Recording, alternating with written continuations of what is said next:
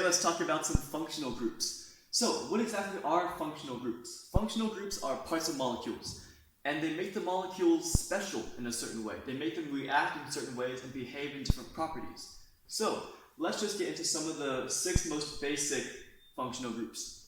First off, we have our hydroxyl group. The hydroxyl group is really easy. It's just an oxygen atom bonded to a hydrogen atom.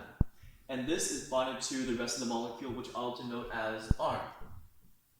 Now, where is the hydroxyl group found? The hydroxyl group is found in things called alcohols. You've heard of alcohols before, right? Your most common one is ethanol. Ethanol is just this, but instead of the R group, we replace the R group with 2 carbons, 1 carbon, 2 carbon, and that is your ethanol, the alcohol that we all drink to get drunk. So this is the ethanol molecule with that hydroxyl functional group. Now, moving on, we have something called an aldehyde. Aldehydes are a C carbon, double bonded to an oxygen atom, single bonded to a hydrogen atom, and bonded to the rest of the molecule right here. So this part right here, the carbon double bonded to the oxygen, that portion is called a carbonyl. But what makes this an aldehyde is that you find it at the end of a molecule, because that chain actually terminates with that hydrogen, with that carbon. So the aldehyde is a carbonyl found at the end of a molecule. What's the most well-known aldehyde? Well, we have to replace the R group with an H, and guess what this is? This is formaldehyde.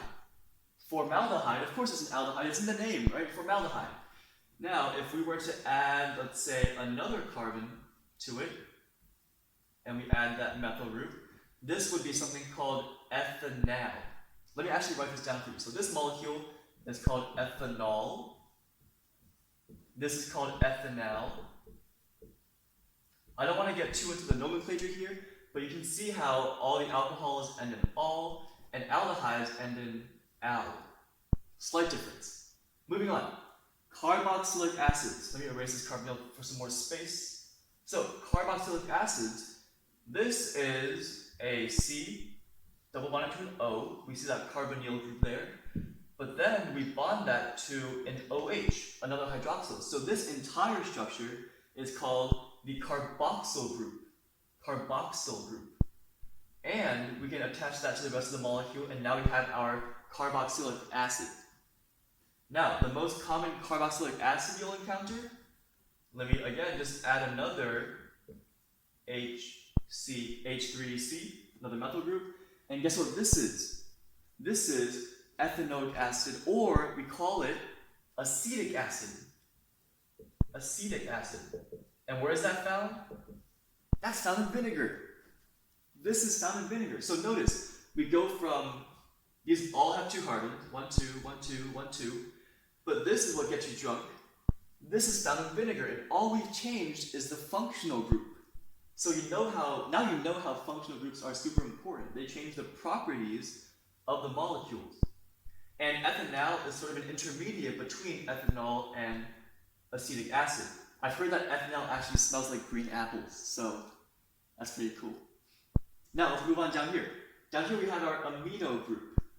Our amino group is actually just a nitrogen, and it might be bonded to a hydrogen, and some other part of the molecule, and of course we've got this lone pair.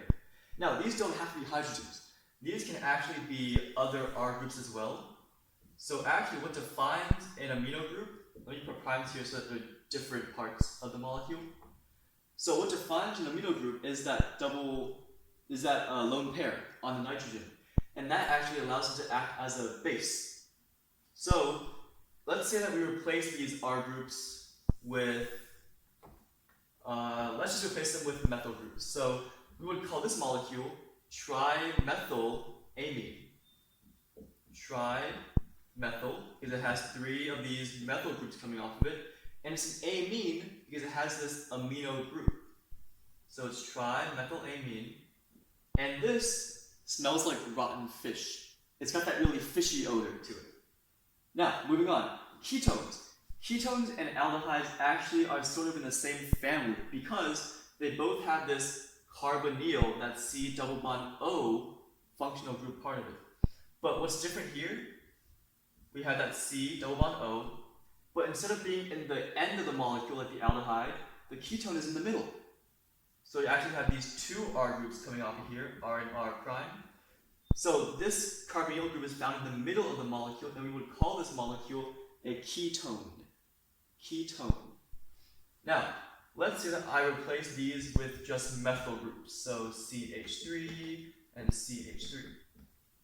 What is this? We have here propanone, or as it's commonly called, this is also called acetone.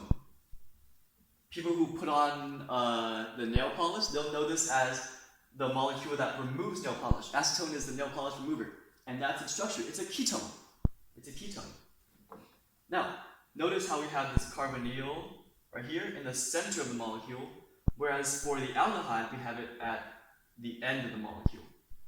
So acetone is actually the simplest ketone, because if this wasn't there, it will be at the end and it will be an aldehyde. Now, our very last one is our ester. Now, notice how the ester and the carboxylic acid might have some similarities, okay?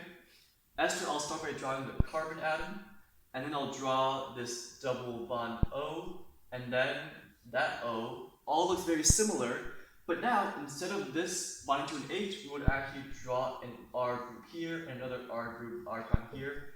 And this is our ester functional group. And esters are very important because esters are actually very smelly, but there is sort of that pleasant smell. Let me give you an example. If you were to, let's say, put 2 carbons there, and let's put 4 carbon on this side. So that's 1 carbon, 2, 3, 4.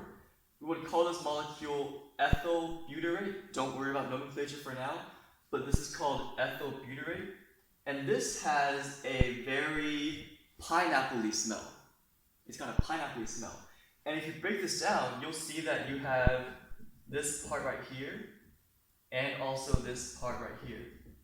So this molecule, this pineapple-y smelly molecule, ethyl butyrate, is made out of originally an ethanol molecule in your alcohol and your butanoic acid. This is the carboxylic acid originally, and that's just the taste of vomit. So you take your vomit molecule and you take your alcohol molecule, you smush them together, and this gives you some pineapple smelling molecule. Crazy how all of these functional groups all give different properties to these molecules. So I hope you guys learned something and found this interesting, and I'll see you on the next one.